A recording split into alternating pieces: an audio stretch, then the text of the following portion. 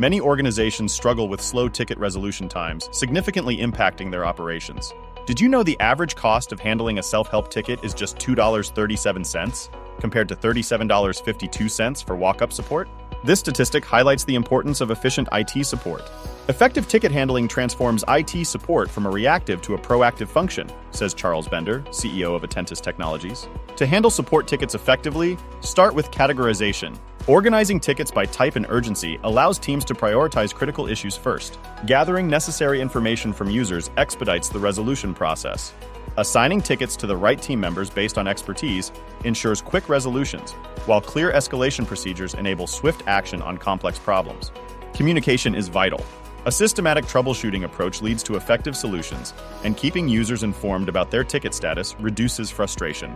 Lastly, confirm issues are resolved before closing tickets and document the resolution process for future reference. By implementing these strategies, organizations can streamline operations and improve user satisfaction. To explore more about efficient ticket management and gain further insights, read the entire article on our website. And don't forget to add this to your Spotify playlist for more tips on enhancing your IT support.